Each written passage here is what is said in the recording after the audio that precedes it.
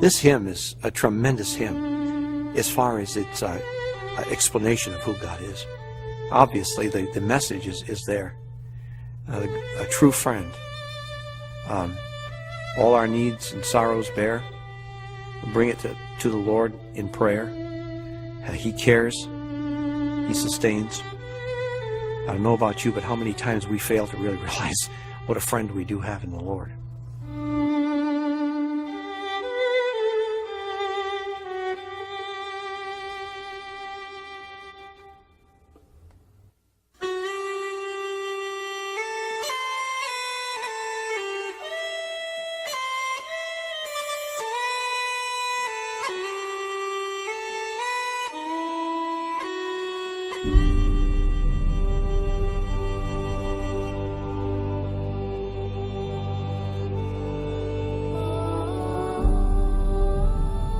In the spring of 1844, the hills of Ireland were green.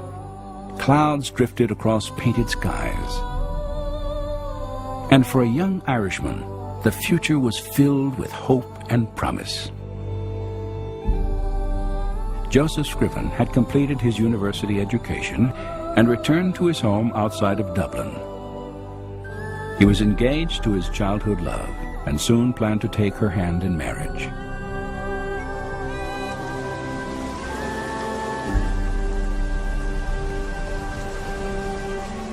On the day before their wedding, Scriven's fiancée rode out to meet him along the banks of the River Bann. In a terrifying instant, her horse was startled and she was thrown headfirst into the rushing waters. Knocked unconscious by the fall, she drowned moments before Scriven arrived. And they were taking the body out of the water, and he was close enough to look, and he looked into the face of the girl that he was supposed to marry the next day. As he said later, he said, the bottom of my world seemed to just disappear. And he said, no, wherever I looked after that in Ireland, I always was reminded of the wonderful day I had looked forward to that never had occurred. Emotionally shattered by the death of his love, Joseph Scriven turned to God for consolation and guidance. He decided to leave Ireland, and in 1845 he arrived in Ontario, Canada, where he would spend the rest of his life.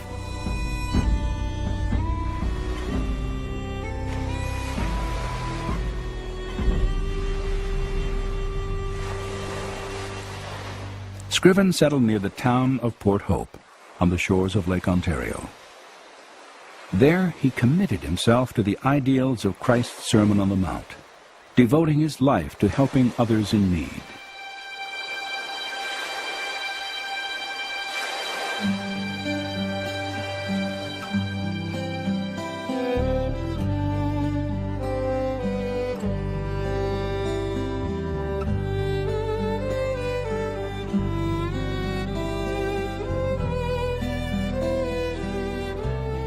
Each day he walked these roads assisting widows, the sick, and the poor.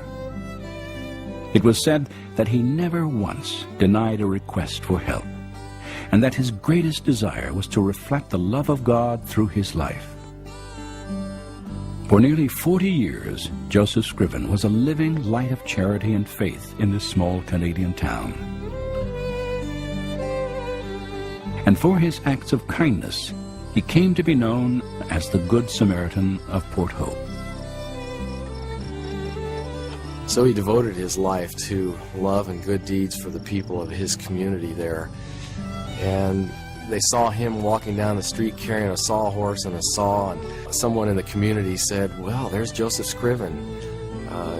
He's willing to saw wood for anyone. And this particular individual said, boy, I'd like to hire him to do it for me. I'd love to find a sober young man to cut wood for me. And this individual responded, well, you won't get Joseph Scriven because he only helps the people who cannot pay or have no resources for which to reimburse you. So he really did want to help people out of the goodness of his heart because of God's grace.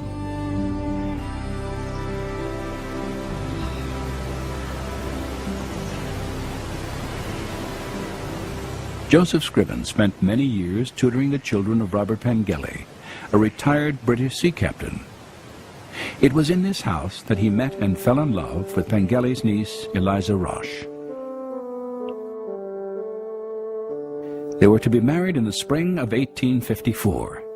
Yet only weeks before their wedding, tragedy struck Scriven's life for a second time.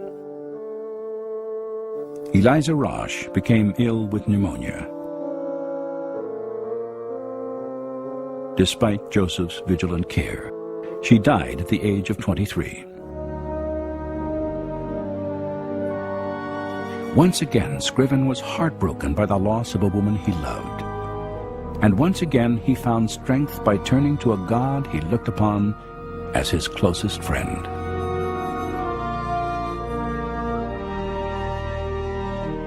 The following year, he wrote a poem to his mother in Ireland.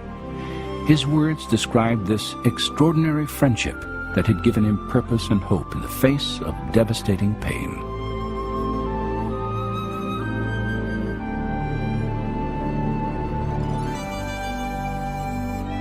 What a friend we have in Jesus, all our sins and griefs to bear.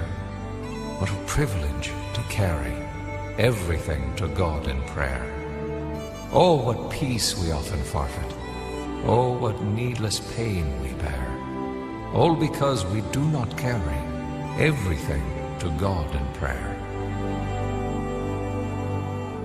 In simple yet eloquent language, Joseph Scriven, a man well acquainted with sorrow and loneliness, had defined for the world the essence of a right relationship with God.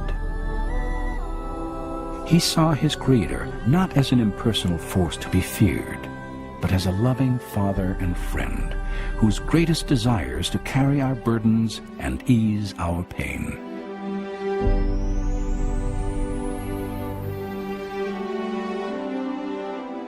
For the rest of his life, Scriven would continue to demonstrate his faith throughout Port Hope. And today, more than a century after his death, his profound insights into the true character of God still resound through the legacy of a timeless hymn.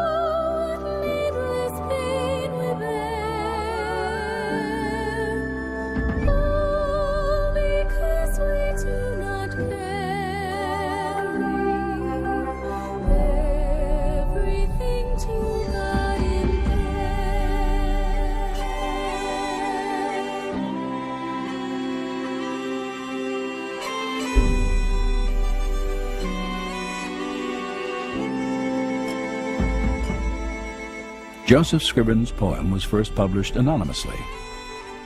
Nearly a decade passed before Scriven revealed to a neighbor and to the rest of the world that he and the Lord had written it together.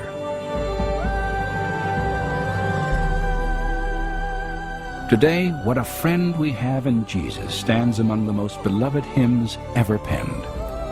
And outside of Port Hope, a monument commemorates the life and work of a humble yet remarkable man who trusted God with the deepest burdens of his life and walked with him as his friend.